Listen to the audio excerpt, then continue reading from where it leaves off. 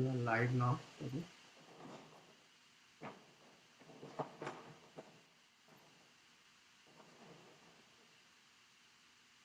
So you are live now.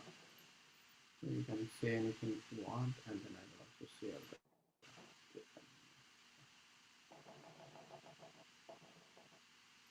You can start, Prabhu. Thank you. Thank you very much, Prabhu. We will begin with Jai Radha Madhav.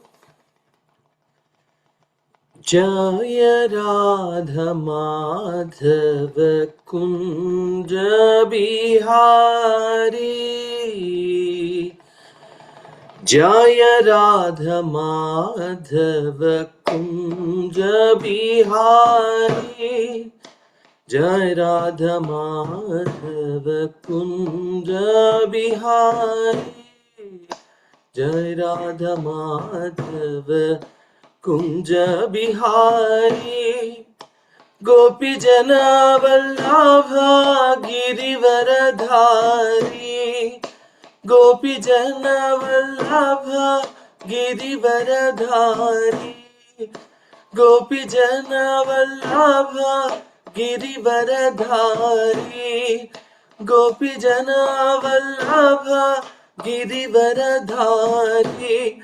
Yashodanandana Vraja Janarandana. Yashodanandana Vraja Janarandana. Yashodanandana Vraja Janarandana. Yashodanandana Vraja Janarandana. Yamuna Tiravanachari. Yamuna Tiravanachari. Yamuna Tiravanachari. Yamuna Tiravanachari. Jaya Radha Madhava Kunja Bihari. Jai Radha Madhava Kunja Bihari. Jaya Radha Madhava Kunja Bihari. Jaya Radha Madhava Kunja Bihari. Gopi Jana Vallabha Girivaradhari.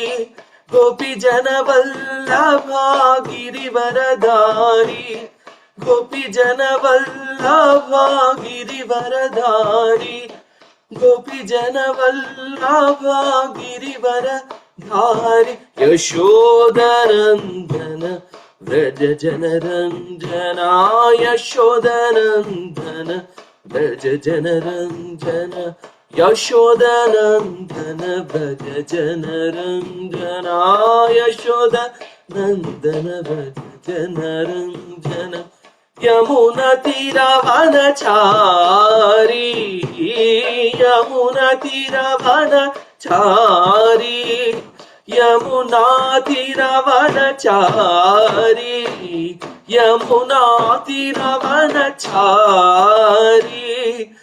Hare Krishna, Hare Krishna, Krishna Krishna, Hare Hare, Hare Rama, Hare Rama, Rama Rama, Hare Hare, Hare Krishna, Hare Krishna, Krishna Krishna, Hare Hare, Hare Rama, Hare Rama, Rama Rama, Hare Hare, Hare Krishna, Hare Krishna, Krishna Krishna, Hare Hare, Hare Rama, Hare Rama, Rama Rama, Hare Hare,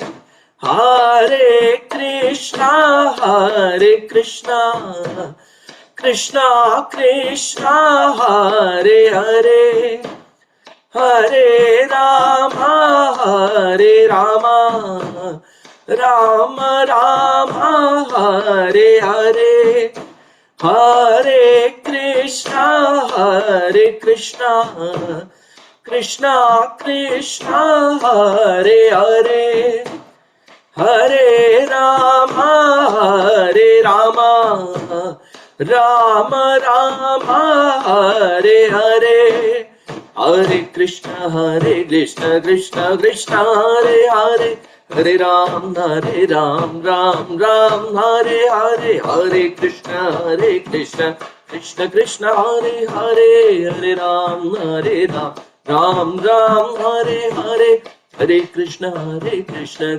Krishna, Hare Hare, Hare Ram, Ram Ram, Hare Hare, Hare Krishna, Krishna Krishna, Hare Hare, Hare Ram, Ram Ram, Hare Hare, Hare Krishna, Krishna Krishna, Hare Hare, Hare Ram, Ram Ram, Hare Hare, Hare Krishna, Krishna Krishna, Hare Hare, Hare Ram, Ram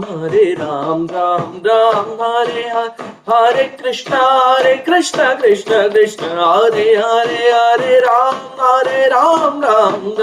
Hare Hare, Hare Krishna,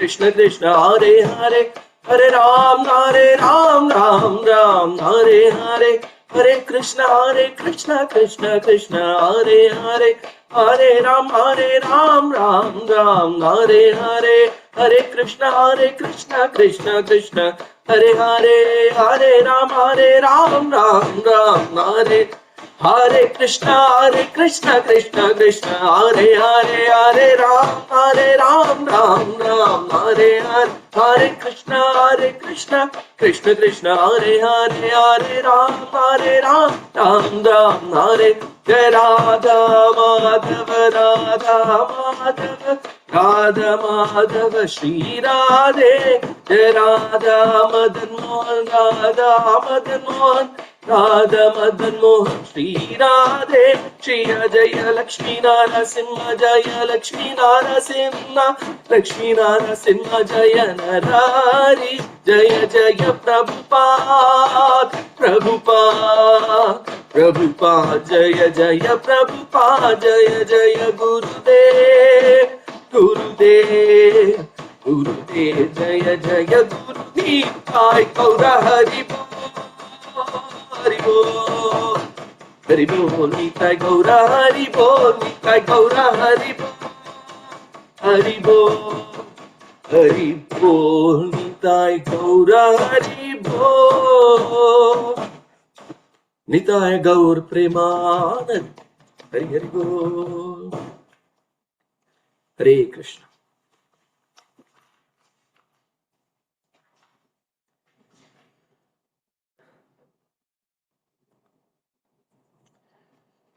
Hare Krishna. Thank you everyone for joining, and thank you for those who will be watching it later.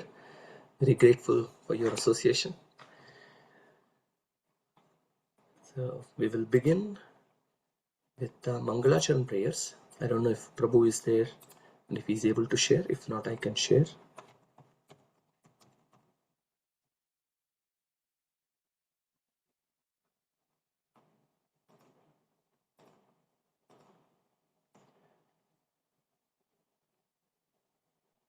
Okay, let me share my screen.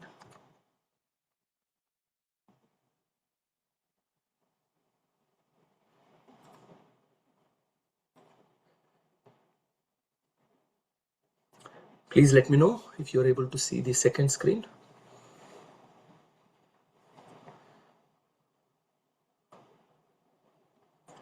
Please kindly, we'll do it together.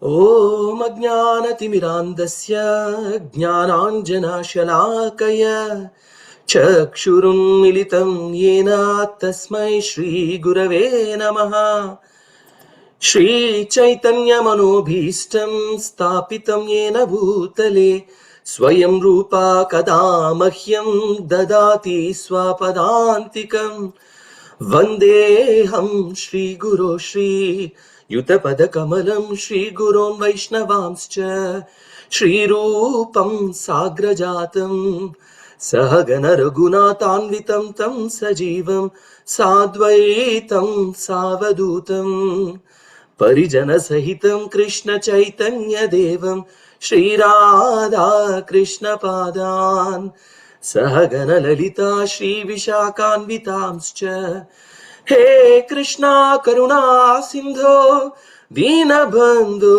जगत्पते गोपेश गोपिका कान्त राधाकान्त नमोऽस्तुते तप्त काञ्चन गौराङ्गी राधे वृन्दावनेश्वरी वृषभानुसुते देवी प्रणमामि हरिप्रिये वाञ्छाकल्पतरुभ्यश्च कृपा सिन्धुभ्य एव च पतितानां पावनेभ्यो वैष्णवेभ्यो नमो नमः। जय श्री कृष्ण चैतन्य प्रभु नित्यानंद श्री अद्वैत गदाधर श्रीवासादि गौरभक्तवृंद हरे कृष्णा कृष्णा कृष्ण हरे हरे हरे राम राम राम हरे हरे मूकं करोति वाचालं पङ्गुं लङ्घयते गिरिं यत्कृपातमहं वन्दे श्रीगुरों दीनतारिणं परमानन्दमाधवं श्रीचैतन्यमीश्वरम्। हरे Krishna.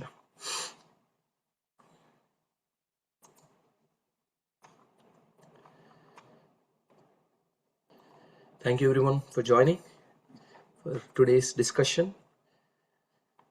So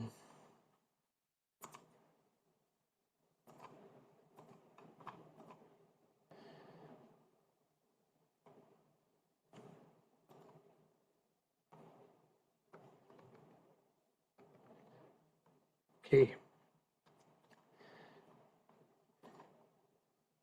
today we're going to talk about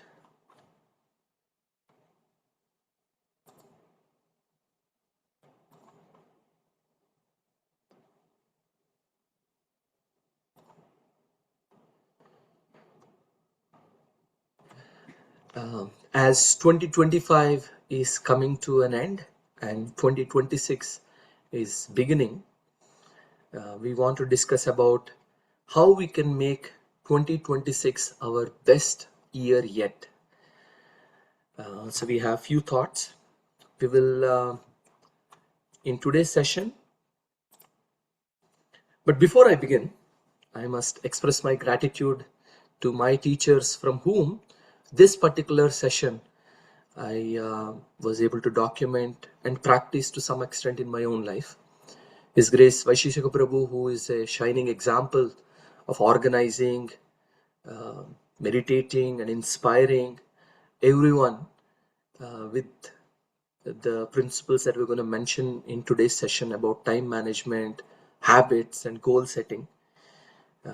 I also want to thank His Grace Radhesham Prabhu, who is my inspiration, and many of the material that I will be presenting is coming from him.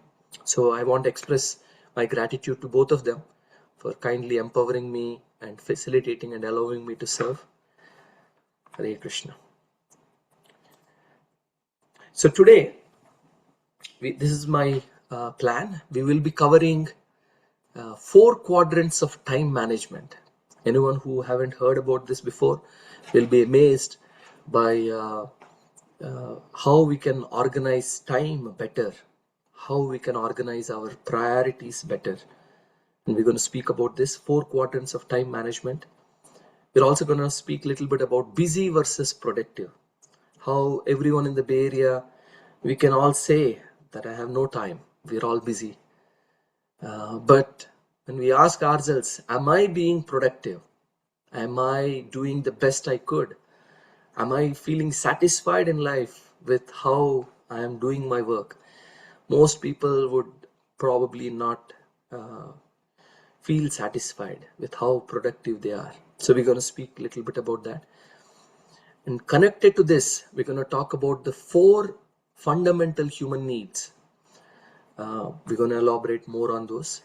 and we're going to discuss about some habits, some suggestions on how we can make 2026 the best year yet, and some guidelines on how we can set goals for 2026.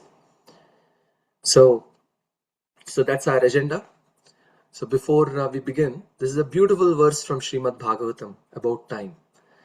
It mentions how both by rising and by setting, the sun decreases the duration of everyone's life, except for those who are engaged in discussing the topics of Krishna, basically. Uttama shloka vartaya.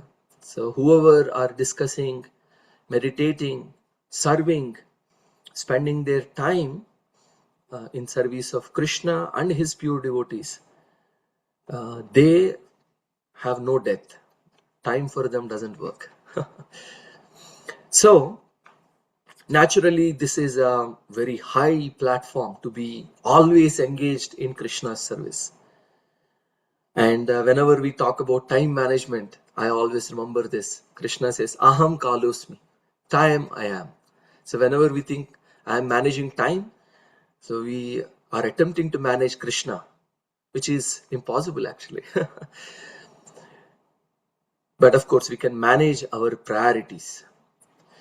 And of course, as you will see, it's not always possible to remember Krishna and do his activities and discuss his pastimes all the time.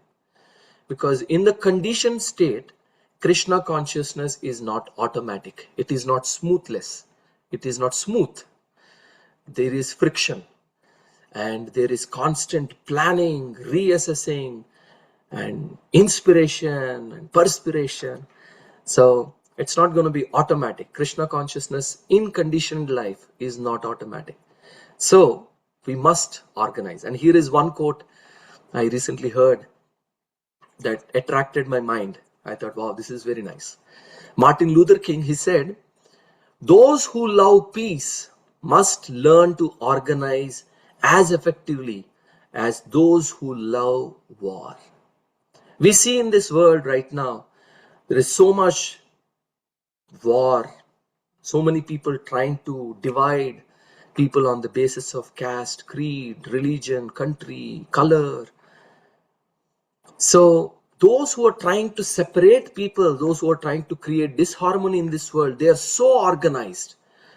They're so well planned. Then what about devotees who are trying to give the message of love and peace to the world? How much more organized should we be? We should be as organized, if not more, as those who are trying to create havoc in this world. Earlier, I was giving my son, when I said this quote, I was giving him an explanation of how the 9/11 bombing, the terrorists, how much planning they must have done. So to destroy something, if so much planning is required, how much more planning and organization does it require in order to organize our own lives first, our family, our society at large, eventually? How much more organized devotees should be. So with that inspiration, let us enter the 4 quadrants of time management. So this is a very beautiful concept. You will see there are 4 quadrants here. On the left hand side top, you see what we call as quadrant 1, urgent and important. And on the right side, the red box is the not urgent but important. And the third quadrant is urgent but not important. And the 4th quadrant is not urgent and not important. So this is a very beautiful way to look at where we spend our time. I know we have few audience here. If anyone would like to share what falls into the category of these 4 quadrants, what is there in quadrant 1? What are some of the activities we do that are urgent and important? Can anyone name some, please?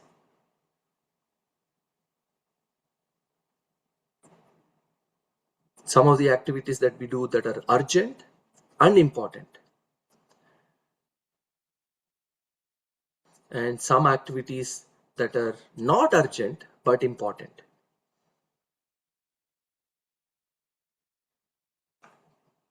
Eating food, all Eating the food, all the daily life routines, urgent and important. urgent and important, all the daily life routines. If you don't sleep, we'll probably fall asleep during uh, driving a car, while driving a car, so that's dangerous. So eating, yes. More importantly, you'll notice actually all the crisis, there is a deadline for project deliverable, then that falls under quadrant 1. And problems that need immediate attention. For example, there is no power in the house, or dishwasher is not working, or health emergencies. Someone is getting a pain near the area of the heart. Then it's emergency. It's urgent and important. We must immediately run to the emergency, to the hospital. So here are some: crisis, deadline driven projects, pressing problems, breakdown maintenance, health emergencies, relationship emergencies, urgent time bound meetings. These are all urgent and important. What are some of the things that are not urgent but important? Any examples?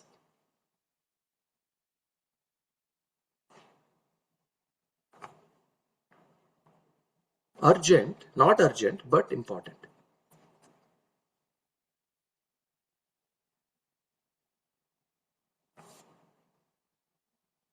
Okay, I'm going to reveal the answer, which is everything that requires some planning, organizing, either tasks, people, things, environment, home. Self-development, interestingly, falls under this category. It's not urgent, but it's important. A job change, possibly. Prevention, like exercise.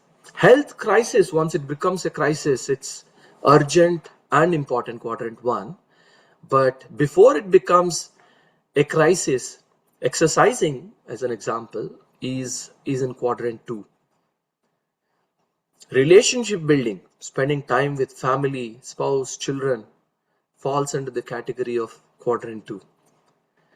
Interestingly, nourishing recreation that is sattvic in nature, that gives satisfaction to the heart, that also falls under the category of quadrant 2. And interestingly, spiritual, all practices like chanting, reading books, spiritual books, hearing classes, meditation, even service also falls under the category of quadrant 2. I mean, for most of us at least, there is no one pushing us to deliver a service. I mean, most of it is done voluntarily, so it's not urgent, but it's important. And here are the quadrant 3 and quadrant 4 activities. Quadrant 3 is urgent but not important. One example is some drop-in guests. Somebody comes to our home. It's urgent. We cannot just ignore them, but many of the times it may not be important. Or phone calls from some long distant relative or some old friend, or interruptions in general. And quadrant 4 is, I say, we are masters of quadrant 4, because this is where all social networking, TV, Netflix, social media, casual internet surfing, gossip, discussing about other people, affairs in the world and things like that. All of this falls under the category of not urgent and not important. So these are the 4 quadrants of time management, and this is where most of our time goes. Here is another way to look at these 4 quadrants. Quadrant 1 is quadrant of action, something that we must do immediately because it's urgent and important. So we must do immediately. And because we do these on a regular basis, quadrant 1 usually gives stress because this must be done urgently, and so many breakdown maintenance related stuff. People who live most of their time in quadrant 1, people who do a lot of activities in quadrant 1 feel stressed out. That's the result of living too much time in quadrant 1. Compared to quadrant 1, quadrant 2 on the other hand is the quadrant of quality. This is where all the quality work gets done. This quadrant requires discipline because there is nobody asking for it immediately, but it's important. So it requires inner discipline to be able to do these things like relationship building, self-development, exercising, spiritual sadhana, reading, practices like that. But this is the quadrant of fulfillment. People who live and spend most of their time in quadrant 2 reside in quadrant 2, get fulfillment. Just want to quickly check. I see some messages. Oh, someone is, I think, typing. Okay. Thank you, Jitendra Prabhu, for your comments. My screen is not set up for so many windows, so I'm not able to see all the messages, but thank you. So this is where fulfillment resides. So if we want to feel fulfilled in life, then we should spend as much time as possible in quadrant 2 activities. And quadrant 3 and 4, quadrant 3 is a quadrant of deception. This is where all the busy work resides. We think I am doing something, but we're not going anywhere. We're not getting anything done. We don't feel satisfaction. We don't have results to show. At least in quadrant 1, we have results to show. In quadrant 3, we're just doing busy work, but no productive work. So of course, the recommendation here is to delegate. When we don't have any plan of ours, we work for somebody else in quadrant 3. Quadrant 4 is the quadrant of distraction and waste. We feel short-term fun, like looking at Facebook and YouTube shorts. Like, oh wow, this is nice. Maja, maja, maja. 5 seconds maja, 10 seconds maja. So we get so much fun just scrolling through, as they now say, doom scrolling. So we get short-term fun, but long-term pain. At the end of all of it, we feel dissatisfied. The more time we spend in quadrant 4 activities, we feel dissatisfaction. So here is a quick view again on what these quadrants have. So quadrant 2 has planning, organizing, self-development, exercising, relationship building, nourishing recreation, spiritual activities. So this is the quadrant we want to spend our most time on. Most people, because we spend so much time in quadrant 1, we feel stressed out, so we jump to quadrant 4. So we say, all right, we go to office and say, okay, today I must finish this work. I have a deadline to finish by today. And then we are working, and after 1-2 hours, nothing seemed to work. And then the mind proposes, hey, relax. Why don't you go take some break? Just maybe look at some YouTube shorts. Look at the sport score just for 5 minutes. And you say, yeah, good idea. Anyway, I'm not getting much done here. So you go to Facebook or YouTube or some other place. And then as you're scrolling and you're lost, after 1 hour, 2 hours, 3 hours, you realize, oh God, what have I done? And then we jump back to the problem that still exists. So that's why quadrant 4 activities are called escape activities. The problem still remains. So people in Bay Area, we are expert in jumping between quadrant 1 and quadrant 4, leading a life of dissatisfaction and stress. Are there any alternatives? Yes. Effective time management lies in prioritizing tasks in quadrant 2.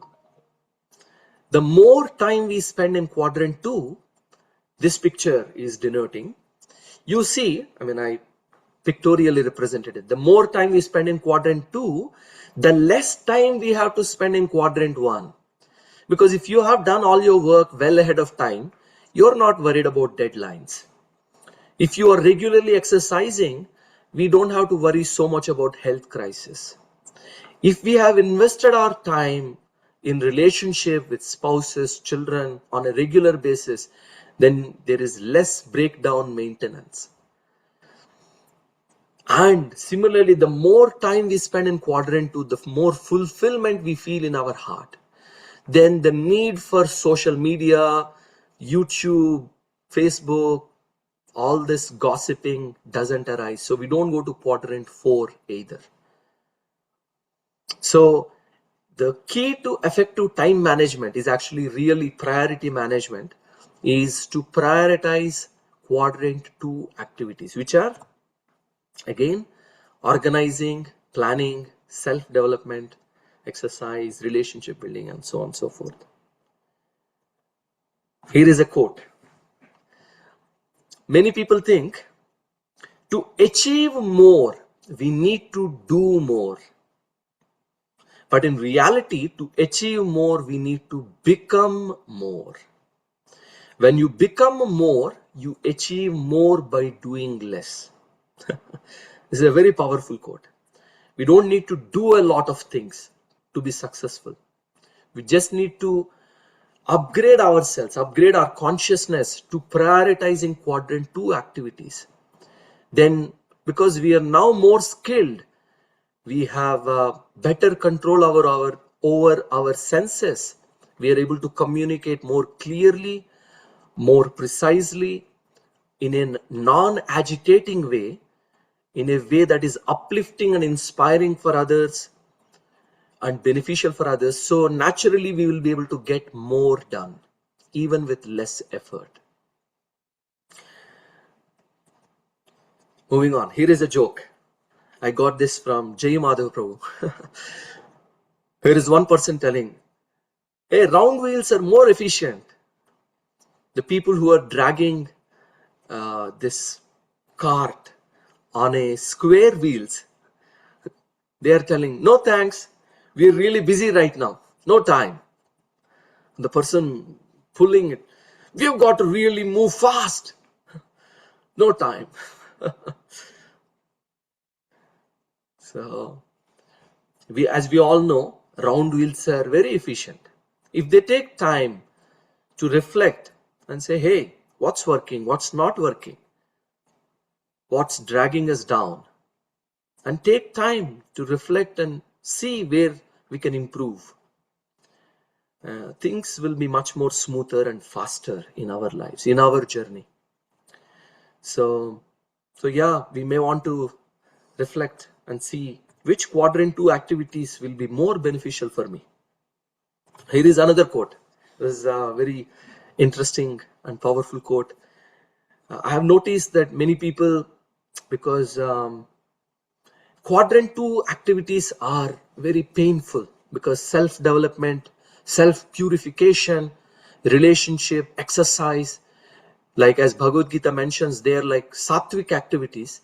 They are like poison in the beginning, but becomes like nectar in the end.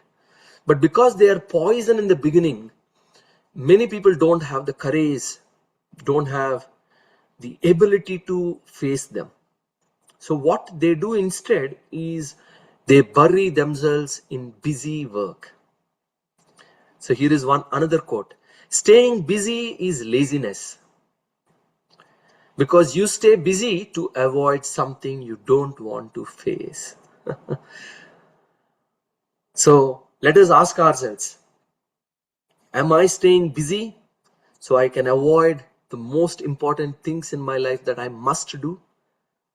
And if the answer is yes, let us make this change. Let 2026 be a different year. Let this be a wonderful year where we have made this shift from being busy to productive, being working on quadrant 1 and quadrant 4 to quadrant 2. We wouldn't let our smartphone be discharged of its charge. So we wouldn't let the phone be discharged or have low battery. So why would we want our consciousness, our mind, our intensity, our inspiration to be depleted by spending more time in quadrant 1 and quadrant 4? Self-care is a priority. Self-care is not a luxury. Many people think that I don't have time to care for myself. His Grace Gaur Gopal Prabhu, he gives this beautiful example. When we go on an aeroplane, they make the announcements at the beginning, and they say in case of emergency, oxygen masks will drop. Please secure yourself before helping others. Someone may think, wow, this is heights of selfishness. How can you put the mask on yourself before trying to help others? No, this is selflessness as well. When we don't care about ourselves, we may be able to help 1 or 2 people, but eventually we will run out of oxygen. So if we want to help long term, in a sustainable way, we must care for ourselves. We must care for our spiritual growth. We must care for our quadrant 2 activities. This is another popular one. Busy people versus productive people. Here is busy people prioritize shallow tasks that don't have much meaning 1 year or 5 years down the line. Whereas productive people, they prioritize the most important tasks. Busy people give away attention to anything that interrupts them. They are ready to jump on it. But whereas productive people, they're hyper focused on a single task. They give attention only to the most important tasks. Busy people attempt to multitask. This is the biggest misnomer of the 21st century. People think by multitasking, I'll be able to do more. We have scientific data that proves that multitasking is actually not so good. In fact, it's bad. And busy people have a lot of good projects, whereas productive people have very few exceptional projects. And busy people, their default is yes. Oh, can you do this? Can you do that? Do you have time for this? Their usual answer is yes. But productive people, their default answer is no. Of course, they're considerate and see how their most important priorities can be met while addressing to these as well. So in 2026, let us plan to be more productive than busy. So far we discussed about quadrant 2 activities and how we can spend more time in quadrant 2 and feel fulfillment. But here is more about quadrant 2. There is something called a Maslow hierarchy of human needs. It has multiple layers. The bottom layer is the physical quotient, physical needs and the psychological needs of a human being. So once those are met, then naturally the next layer is the intelligent quotient, where their intelligence need to be satisfied. And once that is met, above that is the emotional quotient, and above that is the spiritual quotient. Interestingly, all these activities that reside in quadrant 2 take care of the fulfillment of 4 human needs. Exercise, for example, takes care of the physical quotient. Daily exercise. We use an app called 7-Minute Exercise app. Many times we think, oh, in order to become fit, we must do a lot. In most cases, it doesn't work. We always must start small. So if we are able to maybe start every day, maybe just 1 minute plank, 2 minute sit-ups, just some stretching exercises. Very simple. Start small. So this is my recommendation. There are some apps that track, have an accountable partner. So we regularly exercise, drink a lots of water. All of this help our physical quotient. physiological nature, you will feel the body is doing well. Eat well, because sattvic food that's conducive for spiritual growth, is also very conducive to naturally give happiness.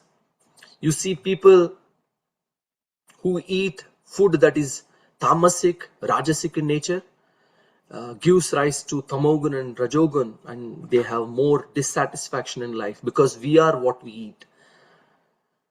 Jaise an, vaise man. So we want to become sattvic. If we're able to give up onion, garlic, become vegetarian, step by step, no eggs, no meat, no fish, like that. So when we become sattvic in nature by our because we are what we take, so whatever gigo principle they say, good in, good out, garbage in, garbage out. So we want to put good in, so naturally we will feel. Here is a joke to lighten up the mood. My son likes this joke. My favorite exercise is a cross between a lunge and a crunch. A lunge is what this Mataji is doing, and a crunch is what we do for our tummy. Do you know what is the favorite exercise that's a cross between lunge and crunch? It is called lunch. People love eating. Okay, so the 4 human needs, the first is the physical coefficient. We can take care of that by regularly exercising, by eating healthy. So second is emotional coefficient. And there are a few things that we can do where we can feel emotionally satisfied. I'm not speaking much about the intelligent coefficients, which of course, whenever our intelligence is challenged, we feel nourished there. So we must regularly read, we must regularly do challenging things.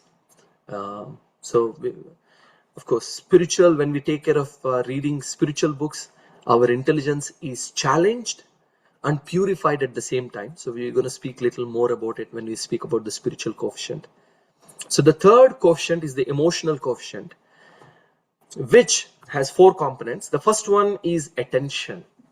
And here is Vaishishika Prabhu. We're all missing him because he's traveling, and we will hear from him how we can all feel satisfaction from relationship and what is the secret to quality relationship. Here I present to you His Grace Vaishishika Prabhu.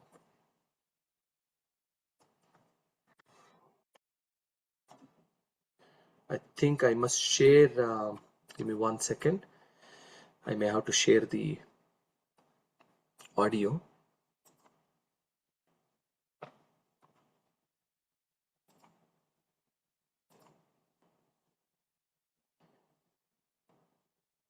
Hare Krishna, Krishna Krishna, Hare Hare, Hare Rama, Rama Rama, Hare Hare.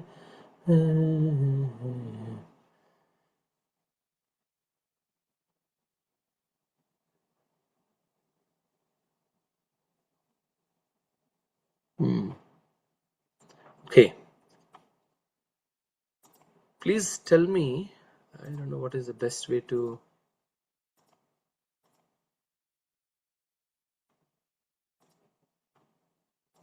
I'm trying to see how I can share my computer audio as well.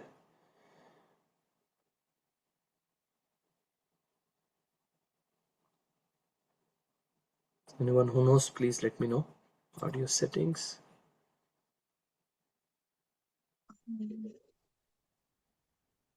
Prabhu, when you start sharing, the ribbon comes on the top with all the settings. And under that, I think you can change share audio. Yes, share sound. Yeah. Share sound.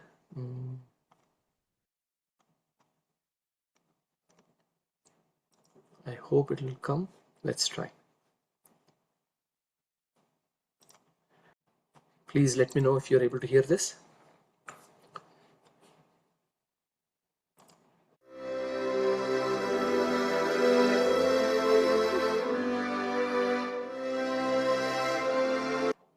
Are you able to hear the sound as well?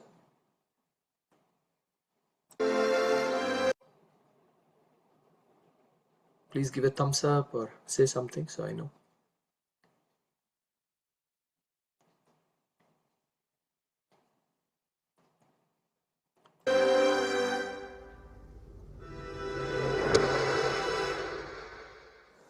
One day I was having a really nice Yes, Prabhu, we conversation can with my still friend hear. KB. And then all of a sudden, he looked at his wristwatch. And I thought, oh, he's in a hurry. So I said, KB, you have somewhere else to go? And he said, no, I was just looking at my watch. I didn't mean anything by it. But later I thought how tiny diversions of attention have a big impact. And then I started to consider how many inattention habits have I developed over time.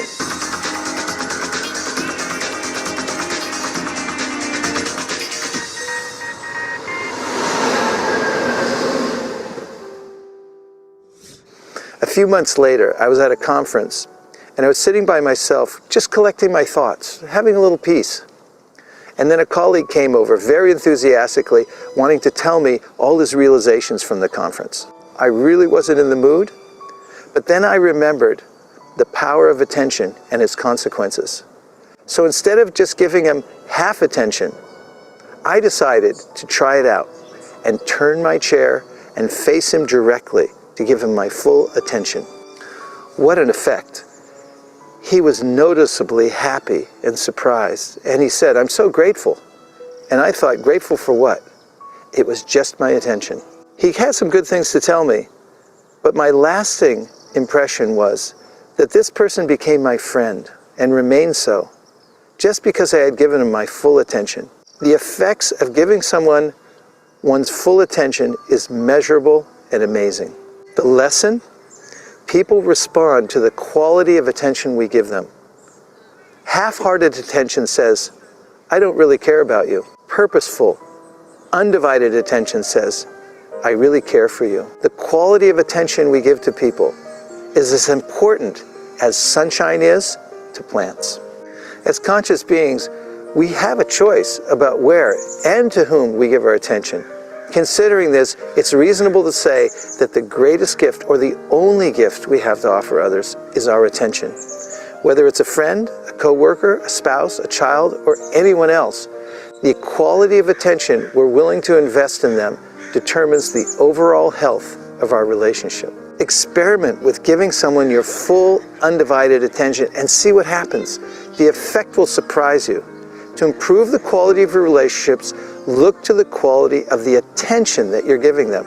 It's one of the simplest things in the world, but it is the one ingredient that makes healthy relationships possible. Have you ever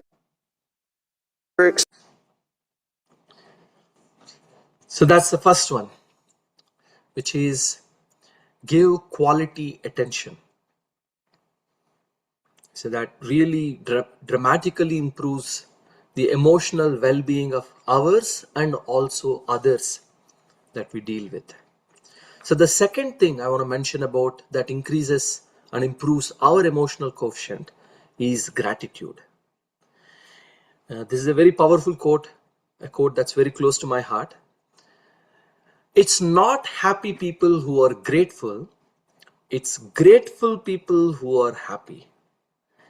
It flips this mentality completely.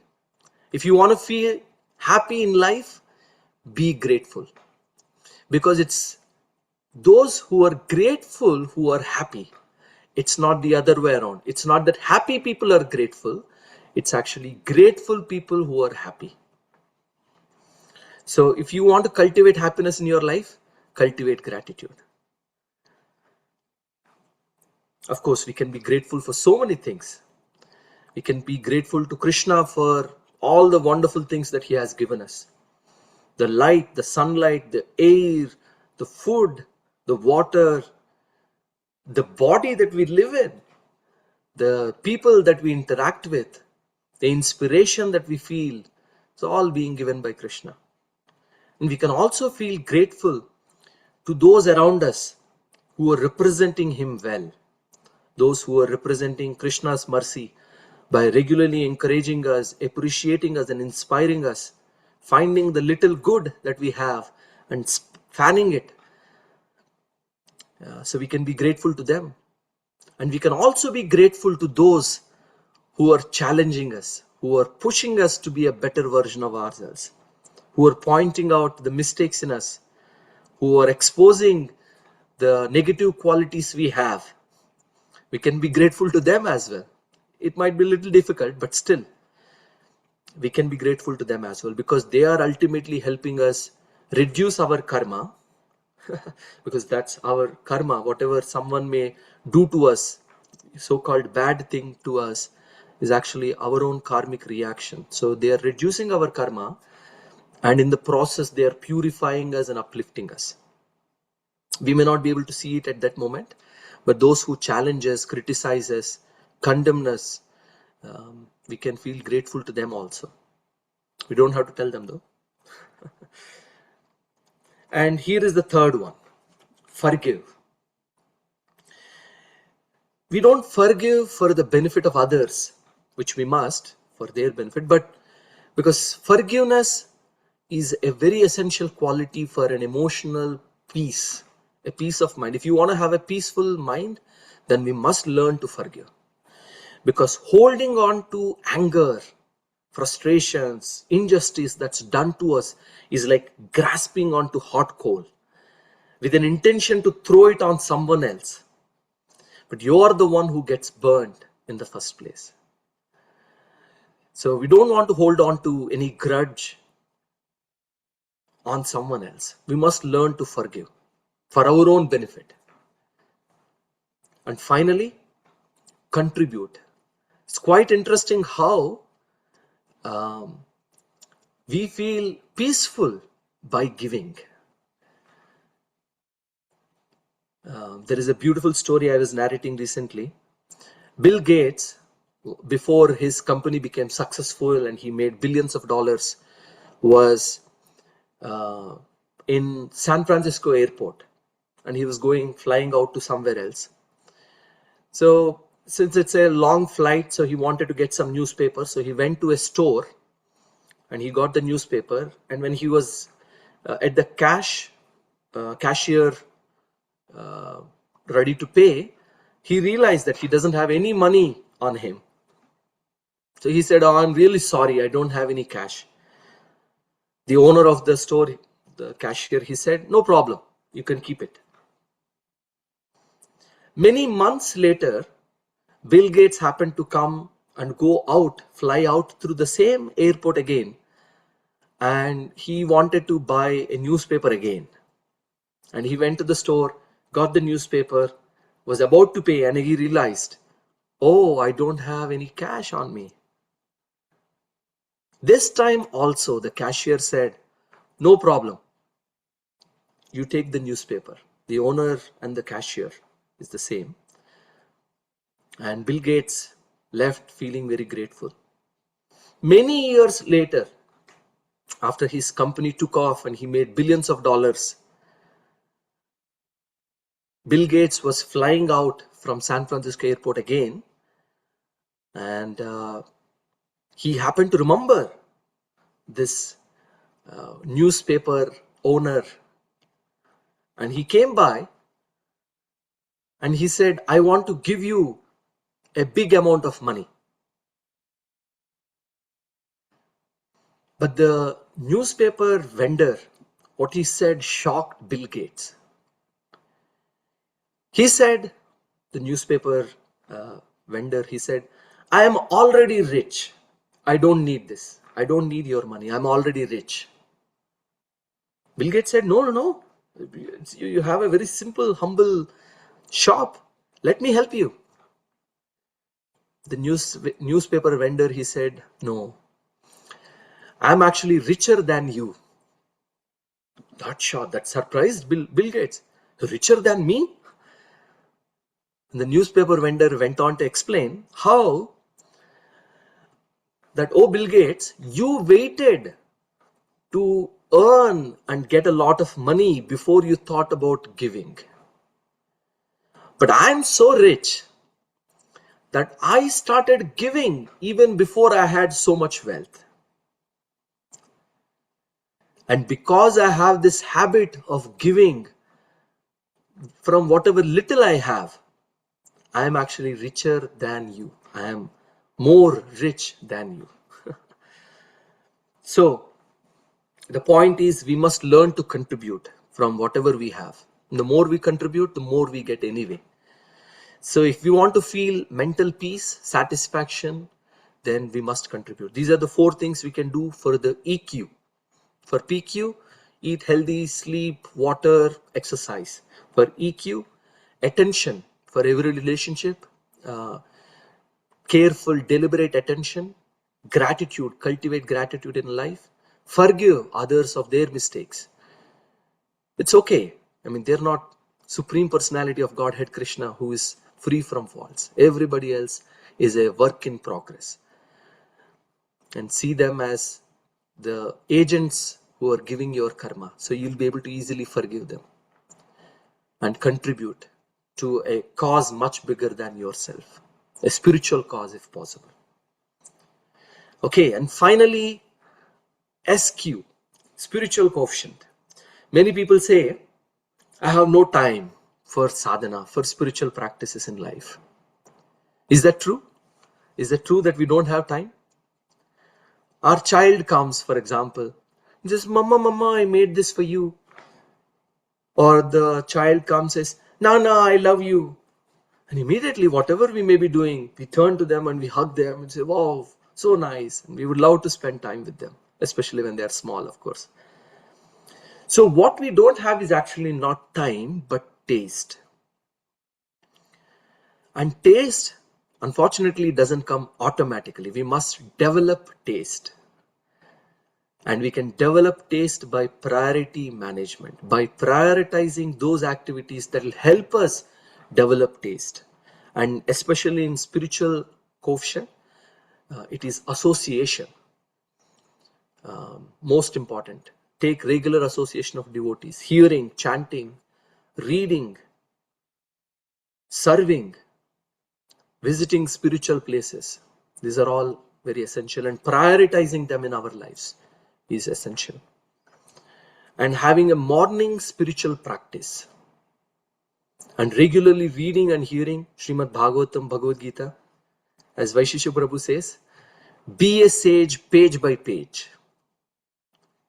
Before you age, escape the cage.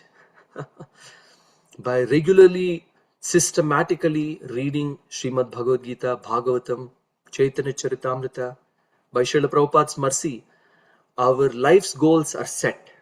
If we're able to read all of this again and again, inculcate them, practice them in our life will be successful. Have an altar at home, do regularly kirtan at home, together as a family if possible, and have some time for service. Don't be so busy that you don't have time for contribution. Allocate time into your schedule. Allocate service time into your schedules. And when we do service, those who have spent considerable amount of time can say this inner connection and deeper satisfaction. And we will also have the ability to fight our lower nature by this higher engagement. Vishaya vinivartante niraharasya dehinaha. We cannot say no to this lower nature just by restricting it. Vishaya vinivartante niraharasya dehinaha rasavarjam rasopyasya parandrishtva nivartate. Only by higher engagement can we say no to the lower engagement. So, okay, so I'll pause here and take few reflections. Any comments anyone may have? So I have just one more section and then we will conclude. Any reflections, comments, questions on what we covered so far?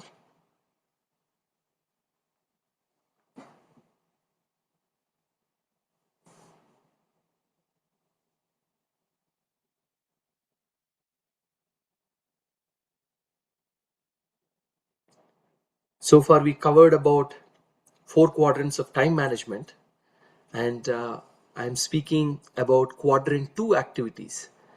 And I mentioned about quadrant 2 has the 4 fulfillment giving activities for humans, 4 human fulfillment activities, which is PQ, physical coefficient, intellectual coefficient, emotional coefficient, and spiritual coefficient. And we are discussing about those 4 activities. What can we do in each of them so we feel nourished?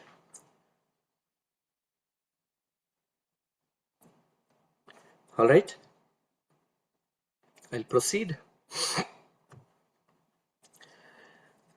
This is all good. This is all wonderful. Hearing is nice. But in order to put this into practice, we need something, and that's habit.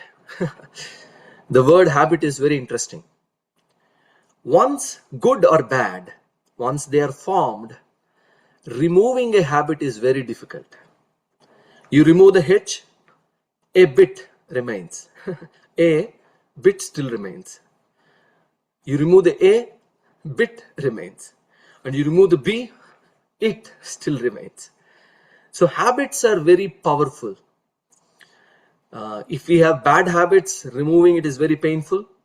And if we are able to cultivate a good habit, that good habit can actually take us through our bad days as well. There is a very beautiful story I've heard many years ago. Once one person heard and read in some very ancient book about a stone called touchstone. He heard that the touchstones are available in some remote corner of the world, in a beach. And he heard some description about that stone. And touchstone, you might know, is that touchstone, if you have it, you think in your mind, okay, I want to turn this metal into gold. And you touch it, it turns, this tumbler, this metal glass turns into gold. Anything we touch like that. So he was fascinated. He thought, wow. So he sold off all his life savings, house, bought a ticket, went to that remote corner of the world, went to that beach. And once he went there, he saw a beach filled with pebbles. And he remembered that the touchstone will be warm to the touch. So he decided, okay, I've come all the way, so let me see which of the stone is warm. So he picked up a stone, and because it's next to the water on the beach, the cold water hitting it constantly, the stone is cold. So he left that. So this is not a touchstone. He picked up another stone. That's also cold. He left it, and he continued searching for an hour, 2 hours, 3 hours, an entire day passed. Then he thought, wow, this is difficult than I thought. Next day he came back. And then when he came back, he couldn't figure out where he started, where he did yesterday. So he started again. Picked up a stone, cold, he put it back. Picked up, cold, put it back. Picked up another stone, cold, put it back. Then he realized, oh, next day when he came back also, he was still confused. So he thought, I need a better way to scan through all these stones. So he came up with an idea. He said, okay, I'm going to pick up a stone. If it's cold, I'm going to throw deep into the ocean. So he would pick up, and if it's cold, he would throw deep into the ocean so that he doesn't have to bother about that stone again.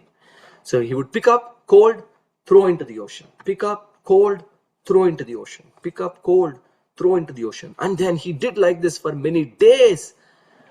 And he was barely able to get through the beach. And weeks passed by, months passed by. Every day he would go in the morning, pick up, cold, throw in the deep in the ocean. Pick up, cold, throw in the ocean. And many years passed by. And one day, as he was doing, pick up, cold, throw in the ocean. Pick up, cold, throw in the ocean. Pick up, warm, throw in the ocean. And because he was habituated through throwing every stone he picked up, Even when he picked up a warm stone that is actually a touchstone, he still threw it into the ocean because of habit. And thereby all his dreams were shattered again. So this is a very powerful story to tell us the power of habits. So if we are able to cultivate some good habits over 2026, those will be very powerful. As Benjamin Franklin says, the first one is start early. So if we are able to rise early in our day, if we are able to build this habit of waking up early in the morning, it'll have probably the greatest impact in our life. As Benjamin Franklin says, early to bed and early to rise makes the man healthy, wealthy, and wise. So if we're able to cultivate this habit of waking up early in the morning and starting our day early, that will have the greatest impact. Here is another habit that we can all cultivate. Writing down our top 3 of the day. As they say, eat the frog, which means do the most difficult task that you fret doing, that you avoid by all means. Do that task because that is probably the most important task and has the most beneficial impact in your life. So if you're able to do and identify top 3 activities of the day, that will be wonderful. Be organized. Anything that gets measured gets improved, as Vaishesha Prabhu says. So be methodical about whatever you do.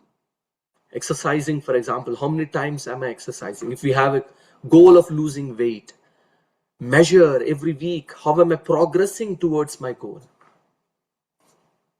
Have a calendar where you are well organized, where your schedules are well organized, where your time is well organized. I even use my phone.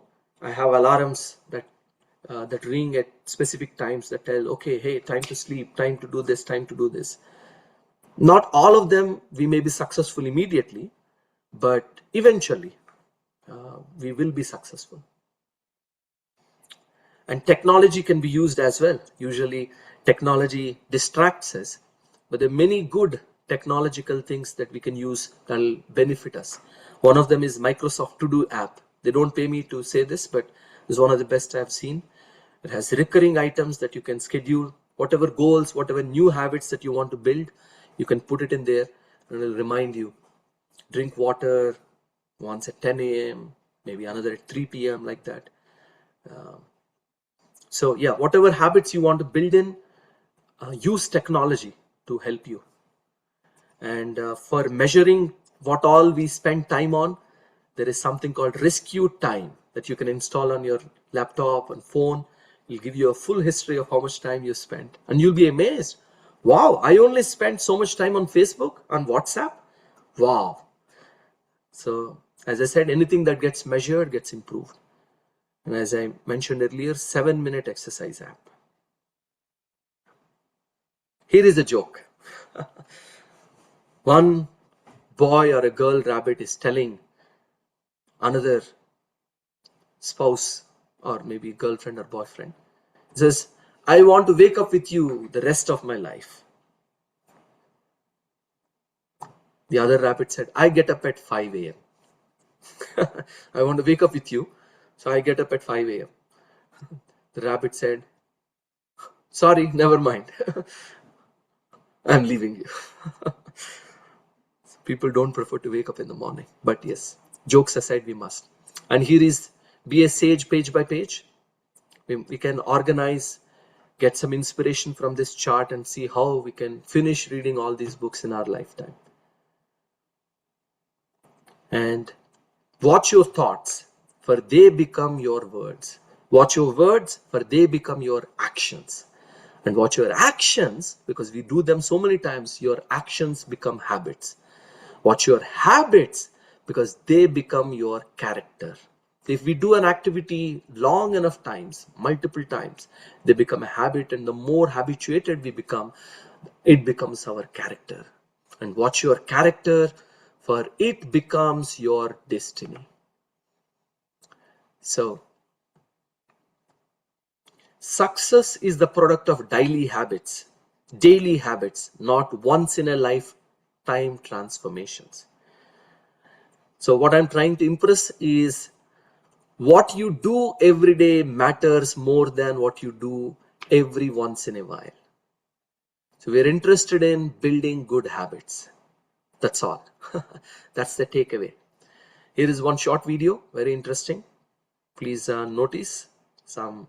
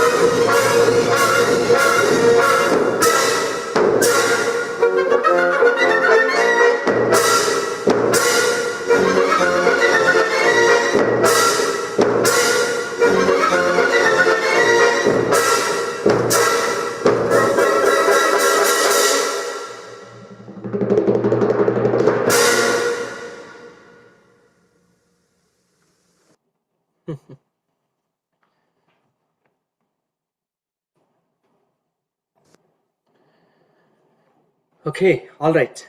So there are many ways we can build these habits. Here is one fun way to do it.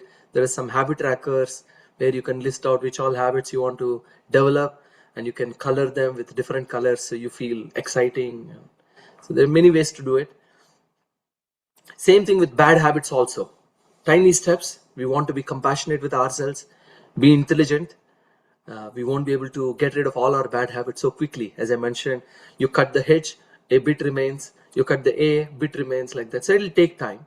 So accept imperfect actions. Progress almost always trumps perfection. Don't wait for perfect conditions.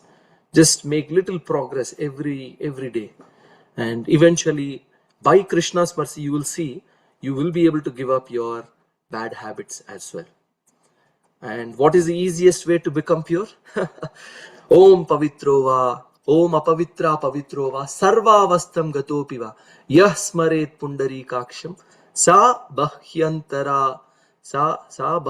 abhyantara suchihi. So both internally and externally, one becomes pure just by associating, just by remembering Vishnu, who is all pure. So, and this is the easiest way actually, because working on ourselves by our own selves, by our own endeavors is very difficult. And as Srimad Bhagavatam mentions also, Yashyasya bhaktir bhagavatya kinchana sarvair gunaistatra samasate sura. All the good qualities of demigods naturally manifest in a devotee, it seems. Because they are serving the Supreme Lord, who is all pure, all perfect, all wonderful. All the good qualities will naturally manifest in a devotee.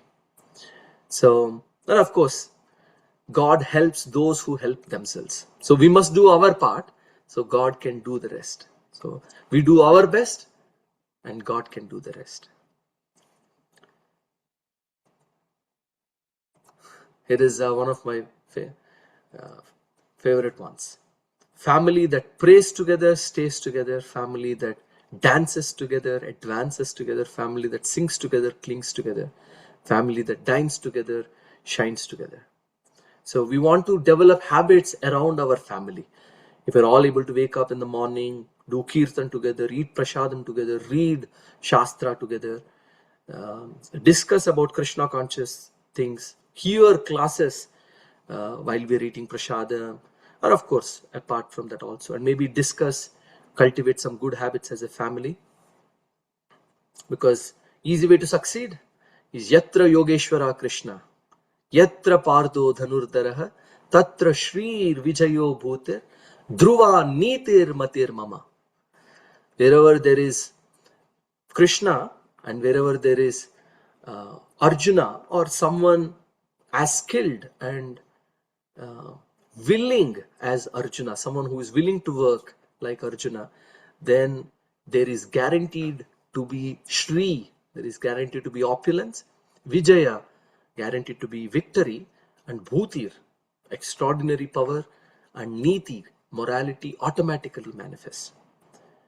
So those are a few of my thoughts, and I have just a couple more slides talking about goal setting. I will not elaborate much, so those of you who are interested can pause and look at these. These are some of the guidelines I use for some of my own goal setting. Prabhupada writes in the Bhagavad Gita chapter 2, lack of goals, if you don't have goals, mind becomes disturbed. So better we have a goal that we can all look at. And if you don't know where you're going, any road will get you there.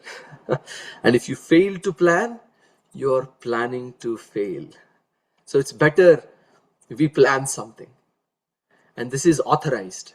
We see all the Shadgo Swamis, they would look at how many mantras they are chanting, how many obeisances they are offering, how much they are writing. So this is authorized process for us.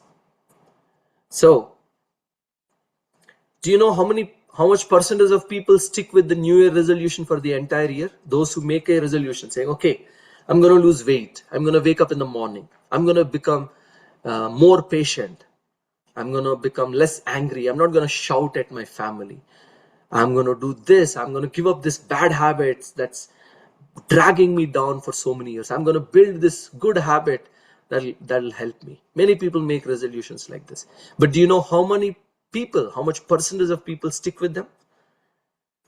It's a staggering 8% only.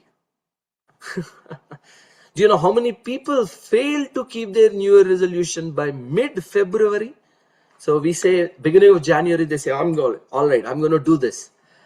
And 1.5 months later, just 6 weeks later, 6 weeks into New Year, we are still remembering to write, when we write the date 2025, no, 2026. But by mid-February, 80% of people give up their resolutions. And do you know the best way to keep your goals is actually by writing them? Because statistics prove that 43% of people who write down their goals are 43% more likely to achieve them. So if you want to achieve any goal in life, please take 10 minutes of your time to write them down. And here is Vaishishya Prabhu to help me make this point. Writing down your goals is a kind of magic process. I once wrote down my goals right after I finished school, and my parents read them and they thought they were a little too ambitious. They had a talk with me. They said, "I think that you're being a little unrealistic." I kept those goals on the paper. I still have them. It's amazing. When I looked at them later, I had achieved every single one of them. I even showed my parents about 10 years later, and they were amazed. You'll be amazed too. If you have a goal for your life, if you write it down, even if you don't look at it regularly, you'll have this sense that I'm working towards something. My life means something. Have goals. Write them down. Keep them on a piece of paper. Every time you look at it, you'll see, I've grown. I've come from somewhere and I've become stronger. I've attained something better.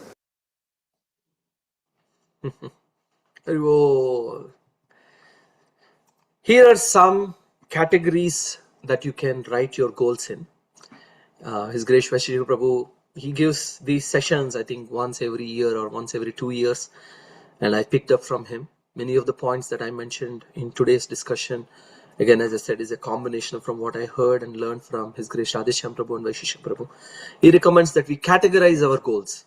Some spiritual goals, goals related to our sadhana, services, reading Shastra, hearing, goals related to emotional well-being, goals related to family, spouse, children. We can have goals related to professional, personal development, productive, becoming productive, and things like that. Physical quotient. This is one of the best ways where we can feel moving forward in life, that we are moving forward in life. So please do have some goals around exercising, health, diet. Think about what bad habits you want to get rid of, or at least work towards that in 2026. And what good habits do you want to build in 2026? And identify the top goals that will have the greatest impact in your life. You can think about becoming vegetarian, sattvic, chanting, reading, weight loss, and things like that. And this is the template that I use. So you're welcome to pause and take a picture of this. These are called smarter sattvic goals. So I'll just briefly read through them in the interest of time. If you can define your high-level goal and put your high-level goal on the side and just read through these and refine your goal, make the goal much more clearer, much more specific, time-bound, measurable. You will appreciate what this smarter sattvic goals will do. The smarter goals is something that you may have heard. This is an industry standard. Sattvic goals is my humble edition based on what I heard, what I read from Atomic Habits and what I heard from Vaishishya Prabhu and others. So I'll just quickly read through them. You may have heard smart goals, but now they have smarter goals. Smarter stands for specific. What is the specific goal that you want to achieve? Be as detailed as possible. You want to lose weight? Be detailed. How much weight do you want to lose? Measurable. How can you measure the success of your goal? So, how can you measure it? Achievable. Is your goal achievable? What skills do you need to be able to obtain? What tools do you need? For example, if you want to cut down your time with smartphone on social media, for example, then maybe you can buy a box that you can lock up your smartphone in, give your wife or your spouse or somebody else the keys to, and lock the phone away. So what tools, what do you need to achieve the goal? what skills you need. Is it relevant for you? How does this goal connect with the purpose of your life? So making that connection is very important. Otherwise, after some time, we think, this goal is no longer important to me. After we have realized this goal is difficult, instead of accepting that, oh, I failed to uphold my goal, we say, no, this goal is no longer important to me. So it's important to make this goal relevant for us. How is this goal relevant for me? Making it time bound, T, and E as evaluate, regularly evaluate, maybe on a weekly basis, monthly basis, having recurring reminders. That's where it helps to evaluate how you're doing with your goals. And reward, when we are planning itself, we haven't achieved anything, but when you're planning itself, you should plan how you will celebrate your success. Let's say you're trying to build a habit. If I become 80% successful, this is how I'll celebrate my success. Maybe at the end of every month, let's say your goal is to lose weight. At the end of every month, you meet your goals every month. You say at the end of every month, I'm going to have a cheat day where I can eat little more than I usually do. I can eat things that I like. If the goal is, for example, reading books, for example, then you can say, if I have met my goal, then I'll gift myself maybe Gauranga Darshan Prabhu's new book, or I'll gift something else that I'm interested in. So of course, make it sattvic if to the extent possible. So defining your goals following this framework helps. And sattvic, S as in setbacks, expect to fail. This is not an ordinary journey.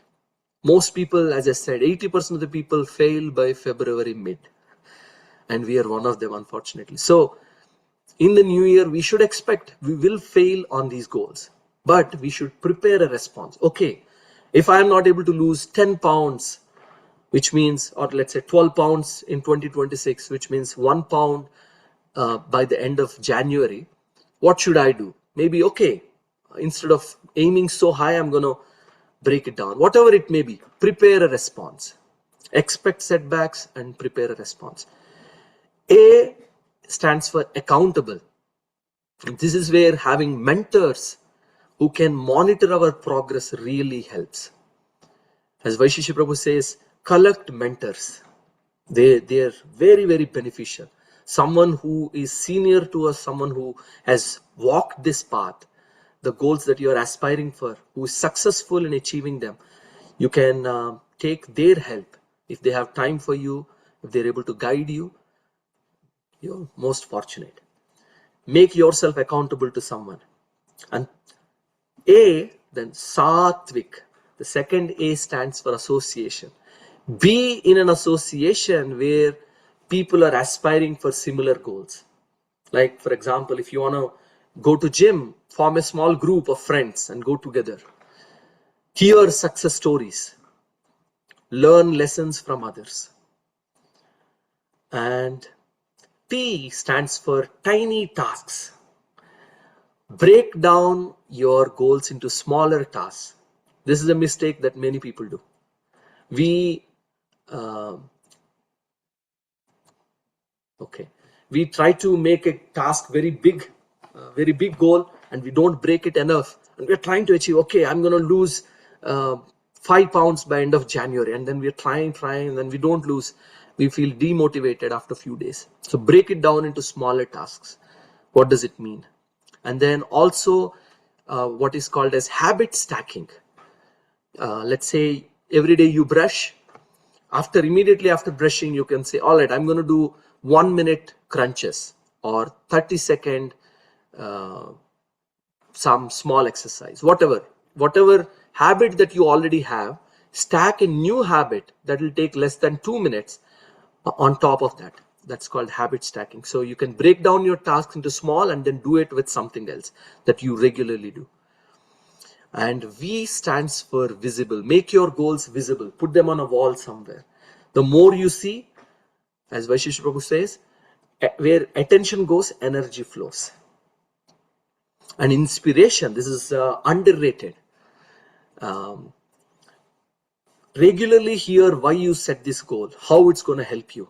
You have to regularly hear this, how it's going to be beneficial for you, for your family, for society, depending on the goal. You need to regularly hear how this goal is beneficial for you and for society at large. And finally, K is for Krishna. Pray to Krishna for strength, pray to Krishna for clarity, intelligence, for giving you the strength to walk the path, this hard, arduous task of self-improvement, which most people fail.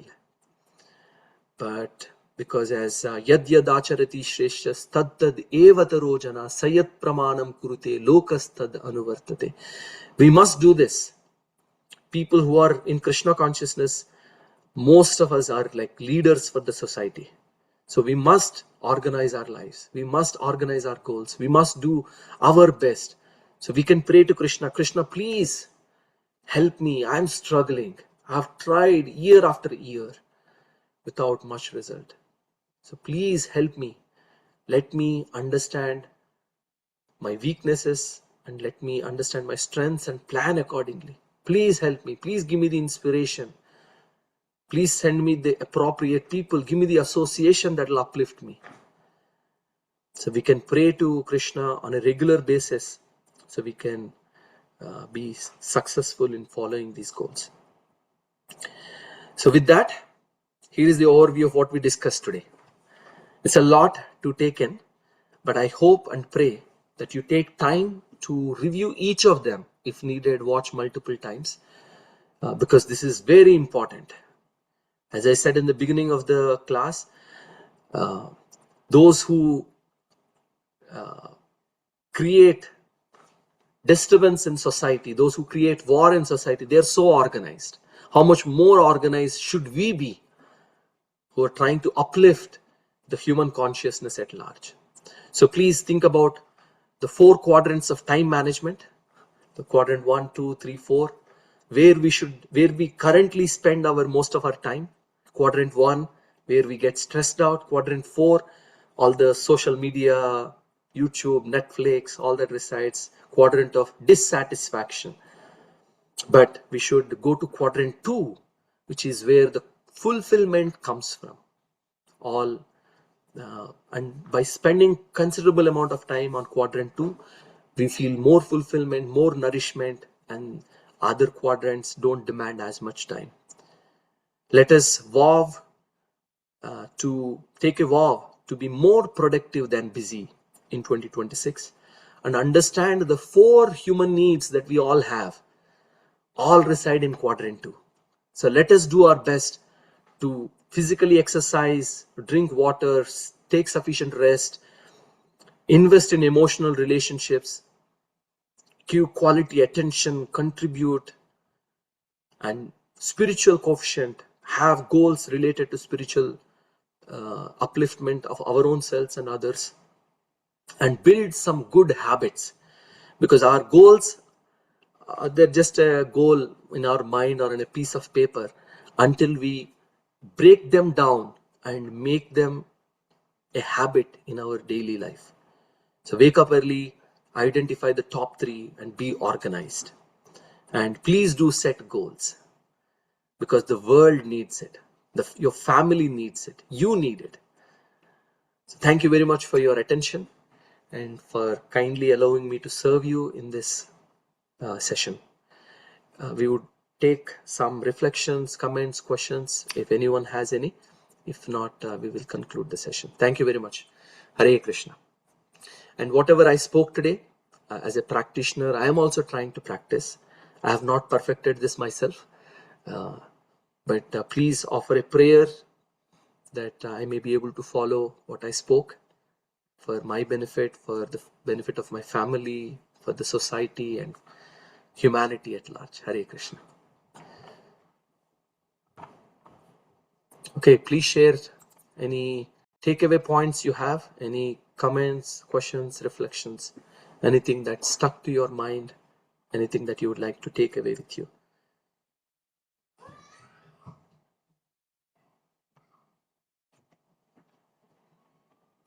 Thank you. Hare Krishna Prabhu, thank you so much for sharing all the knowledge and your learnings. The thing that which stuck with me is how you have told dividing the goals into the EQ, PQ, and IQ and SQ category. Sometimes we are so busy we get confused what to prioritize. I think dividing them in those categories of, okay, we need to progress spiritually as well as professionally. I need to focus on my job, as well as emotionally I need to focus on those relationships.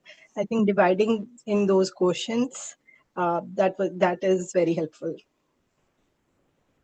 Very nice. Thank you, Bhavika Mataji, for sharing and reflecting the points that you liked. Yeah. And the beauty is when we do well in one area, let's say we are doing well in our emotional area, so we have good relationships, that usually rubs off in other areas of our lives also. Then we have motivation to do physical exercise, then we have motivation to do our work well, then we have motivation and inspiration to do well in spiritual areas as well. So yeah, it's very important to break it down and focus little at a time and wherever we are able to. Thank you. Thank you. Anything else?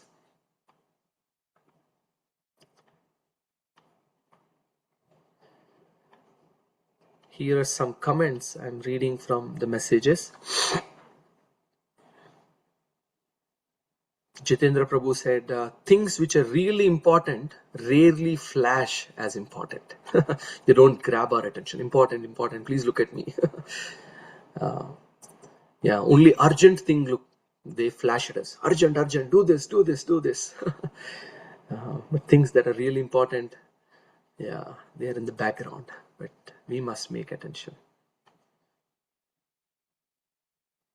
And he said, thanks, Prabhuji. Always good to go back to these 4 quadrants as we approach year end 2025. Will be history soon, and 2026 is almost here. Yes, it's a great opportunity for us to reflect on where we have spent most of our time in 2025.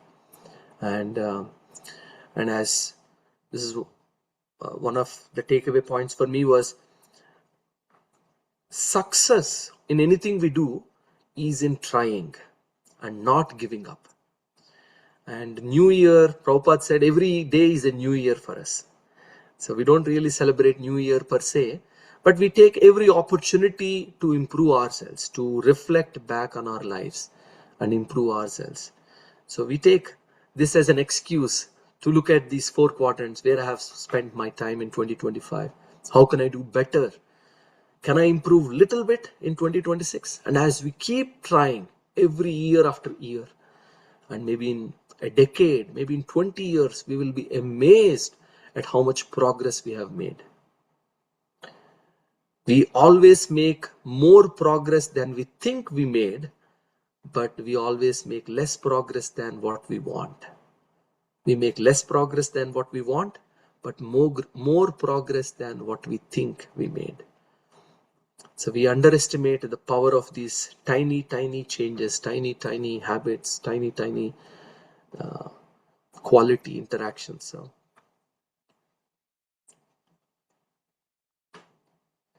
okay, and Prabhu was also asking, which app was it for exercise? The 7-minute app. Yes, I think if you just search on iOS or Android, I think 7-minute app. Any other comments, questions? Prabhu, you mentioned one of the apps for Microsoft, which can help you set different alarms. What is the name of that app? There are 2 things that I mentioned. One is the Microsoft To Do app, which has a recurring reminders that you can set. You can also use, of course, the recurring reminders, usually notifications on the phone. At least personally for me, I don't have my phone always with me, but at least if it's not time sensitive, I can do in the next 1 hour. I usually put it on Microsoft To Do. But if there is something I must do now, then I put a just regular alarm app on the phone. For example, I forget to get up from my chair and drink water. So I put an alarm at 10 a.m. to drink water, for example. So if putting G2s to rest at night and then maybe play with our children, so I put an alarm. I'm successful some of the times, but at least we are trying, we are attempting. So those two things, Microsoft To Do app and then just your regular default phone alarm, because phone alarm unless you go and cancel it, it won't. Okay, thank you, Prabhu.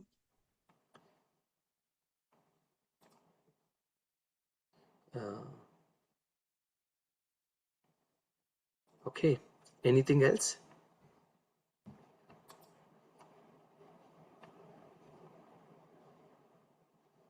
All right, so if there is nothing else, I think we will conclude here. Thank you very much for your kind attention.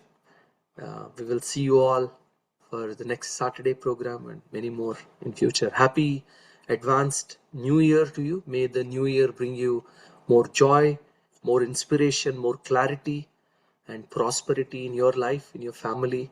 And may that prosperity, clarity outshine your family and grow in the community, and may more people be benefited by your wonderful example. Thank you very much. Hare Krishna.